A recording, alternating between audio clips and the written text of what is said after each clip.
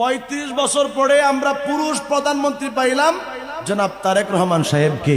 আমি তিনাকে বলবো, আপনার কাছে সুন্নিদের পক্ষ থেকে কয়েকটা দাবি আছে, কথা বলেন ঠিক কিনা?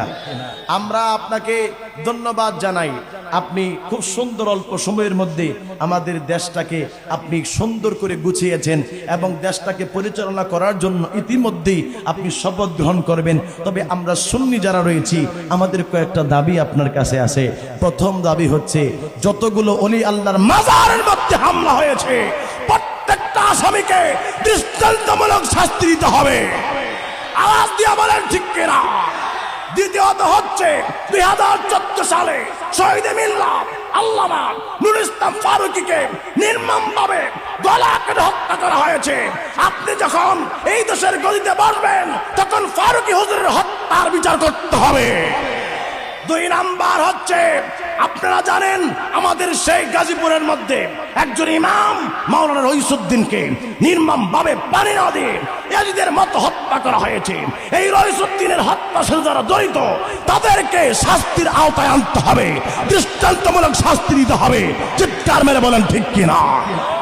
এবং পাশাপাশি আপনাকে আপনার প্রতি, আপনি যেহেতু আমাদের প্রধানমন্ত্রী, মাননীয় প্রধানমন্ত্রী, আলহামদুলিল্লাহ বলেন, আমরা আপনাকে নিয়ে প্রাউডফুল, আমরা আপনাকে গর্বিত।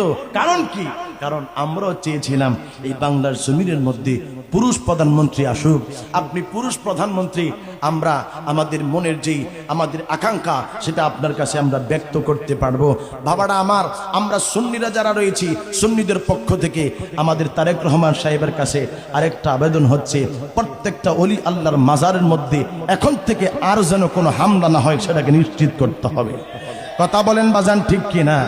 আমার ভাইয়ারা, প্রত্যেকটা মানুষ তার যেই আকীদা আছে আকীদা নিয়ে বাংলার জমিনের মধ্যে বসবাস করবে, কিন্তু কেউ কাউকে অ্যাটাক করতে পারবে না, এটা নিশ্চিত করতে হবে। কথা বলেন ঠিক কিনা? সুন্নিদের অধিকার সুন্নিদেরকে বুঝিয়ে দিতে হবে। কথা বলেন ঠিক কিনা? সামনে বারী রবিউল আউয়াল আসলে রাষ্ট্রীয়ভাবে যেইভাবে বারী রবিউল আউয়াল শরীফ পালন করা হয় ঠিক তদ্রুপ ভাবে এর থেকে বেশি আমোদ ফুর্তির মাধ্যমে আপনি রাষ্ট্রীয়ভাবে ঈদে মিলাদুন নবীটাকে আপনি প্রচার প্রসার রাখবেন। কথা বলেন ঠিক কিনা? তাইলেই দেখবেন বাংলাদেশের 18 কোটি মানুষ আপনাকে মাথার মধ্যে নিয়ে থাকবে। কথা কন ঠিক কিনা?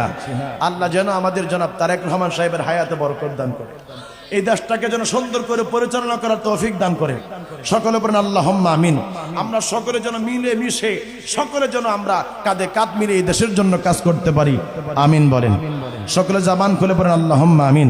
আপনারা কি আমার দাবির সাথে একমত আছেন? কথা বলেন একমত আছেন?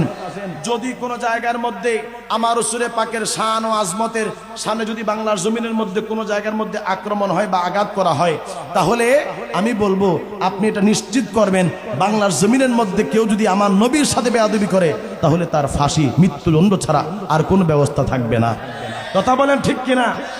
এই আবেদন তো কতগুলো আসে। আরেকটা আবেদন আমাদের আছে, সেটা হচ্ছে এই যে কাদিয়ানী সম্প্রদায় আছে না, এই কাদিয়ানী সম্প্রদায়কে কাফের ঘোষণা করতে হবে। কথা বলেন। আপনি যখন বাংলার মসজিদে আসবেন তখন আমার রাসূল পাকের খাতমে নবুয়তকে যে মানে না, এই গোলাম আহমদ কাদিয়ানীকে এবং তার উত্তরসূরি যারা আছে, তার উম্মত যারা আছে, অনুসারী যারা আছে, তাদেরকে কাফের ঘোষণা করতে হবে। কথা বলেন ঠিক কিনা? তাইলে দেখবেন আপনার ইজ্জত সম্মান আরো আল্লাহ বাড়িয়ে দিবে। মারহাবা কোন না? আলহামদুলিল্লাহ কোন? চিৎকার মেরে কোন আলহামদুলিল্লাহ। আমার বাবারা, আমি বলতেছিলাম সিদ্দিক আকবর রাদিয়াল্লাহু তাআলা নবীজির চুল মোবারক বাড়ির মধ্যে নিয়ে গেছে বরকতের জন্য। আর আমাদের দেশের মানুষ বাজান খালি নবীর দলিল খোঁজে, নবীর মহব্বত করতে গেলে কোন কোন জায়গায় গেছে। আরে বাজান, মহব্বতের জন্য তো দলিলের প্রয়োজন পড়ে না।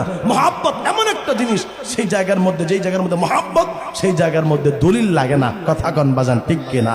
চিৎকার মেরে বলেন ঠিক কিনা?